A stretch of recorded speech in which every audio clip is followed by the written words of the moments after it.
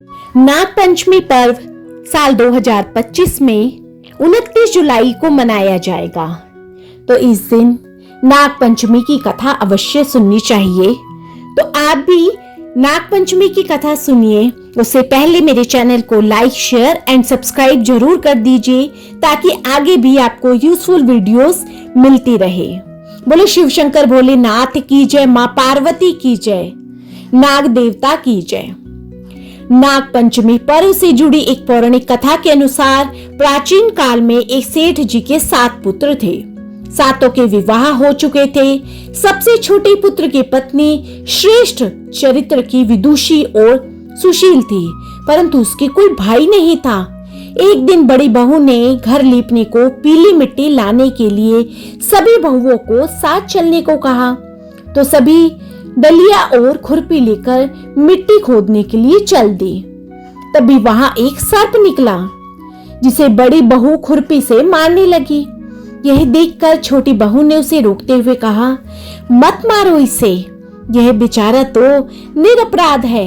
यह सुनकर बड़ी बहू ने उसे नहीं मारा। तब सर्प एक ओर जाकर बैठ गया। तब छोटी बहू ने सर्प से कहा कि हम अभी लौट कर आते हैं, तुम यहाँ से मत जाना। यह कहकर वे सबके साथ मिट्टी लेकर घर चली गई और वहां कामकाज में फंसकर सर्प से जो वादा किया था उसे भूल गई। उसे दूसरे दिन वह बात याद आई तो सबको साथ लेकर वह वहां पहुंच गई और सर्प को उस स्थान पर बैठा देखकर बोली, सर्प भैया नमस्कार। सर्प ने कहा, तू भैया कह चुकी है इसलिए तुझे छोड़ देता हूँ, नहीं तो झूठी बात कहने के कारण तुझे अभी तक मैं डस लेता।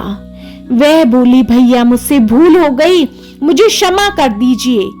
तब सर्प ने कहा, अच्छा तू आज से मेरी बहन है, मैं तेरा भाई हुआ, तुझे जो मांगना है मांग ले।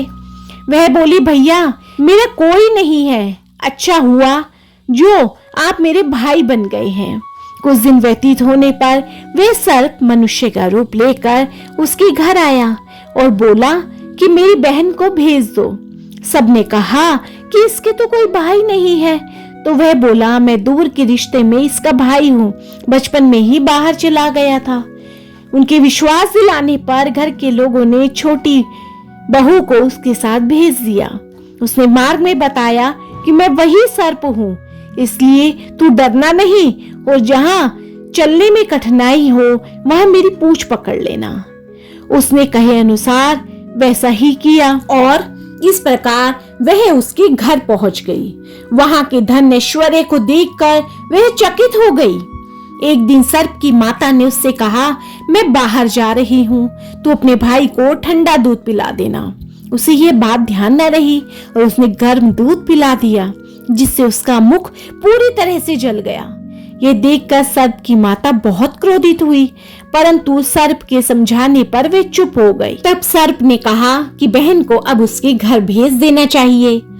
तब सर्प और उसके पिता ने उसे बहुत सा सोना, चांदी, जवाहरात, वस्त्राभूषण आदि देकर उसके घर पहुंचा दिया। इतना ढेर सारा धन देखकर बड़ी बहू ने ईर्ष्या से कहा, भाई तो बड़ा धनवान है, तुझे तो उससे और भी ज्यादा धन लाना चाहिए था। सर्प ने यह वचन सुना तो सब वस्तुएं सोने की ला करके दे दी। यह देखकर बड़ी बहू ने कहा, इन्हें झाड़ने की झाड़ू भी सोने की होनी चाहिए। तब सर्प ने सोने की झाड़ू भी ला करके दे दी। सर्प ने छोटी बहू को हीरा मणियों का एक अद्भुत हार दिया था। उसकी प्रशंसा उस देश की रानी ने भी सुनी थी और वह राजा से बोली कि सेठ की छोटी बहू का हार यहाँ आना चाहिए। राजा ने मंत्री को हुक्म दिया कि उससे वह हार लेकर शीघ्र उपस्थित हो जाओ।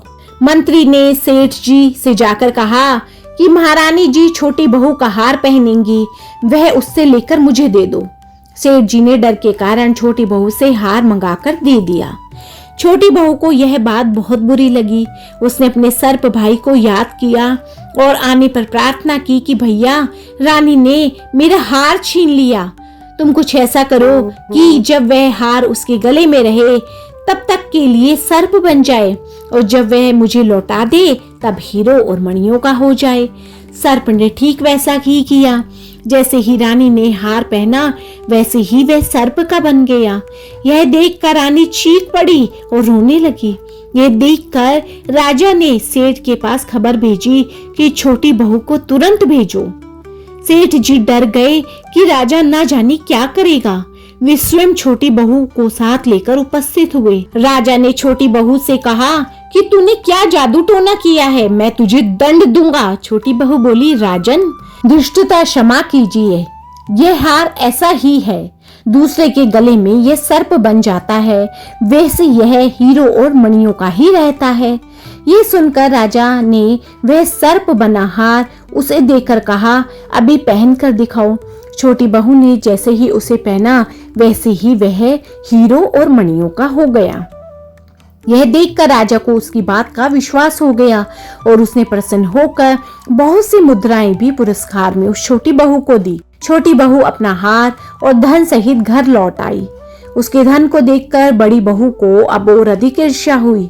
उसने उसके पति को सिखाया कि छोटी बहू के पास कहीं से धन आया है। यह सुनकर उसके पति ने अपनी पत्नी को बुलाकर कहा, ठीक ठीक बता कि यह धन तुझे कौन देता है। तब वह सर्प को याद करने लगी। तब उसी समय सर्प ने प्रकट होकर कहा, यदि मेरी धर्म बहन के आचरण पर संदेह कोई भी प्रकट करेगा तो मैं उसे डस लूंगा। यह सुनकर छोटी बहू का पति बहुत प्रसन्न हुआ और उसने अपनी पत्नी से क्षमा मांगी और सर्प से भी क्षमा मांगी और उसने सर्प देवता का बड़ा सत्कार किया। उसी दिन से नाग पंचमी का त्योहार मनाया जाता है और स्त्रियां सर्प को भाई मानकर उनकी पूजा करती है। तो बोलो सर्प देवता की जय, नाग देवता की जय, शिव शंकर भोलेनाथ की जय, माँ पार्वती की जय। तो हे शिव शंकर भोलेनाथ, जो भी कोई इस कथा को सुन रहा है, बोल रहा है, उसकी आप सभी मनोकामनाएं पूर्ण करना और उनके घर में खूब धन धान्य की बढ़ोतरी करना। बोलो शिव शंकर भोलेनाथ की जय, सर्प देवता की जय, नाग पंचमी की जय।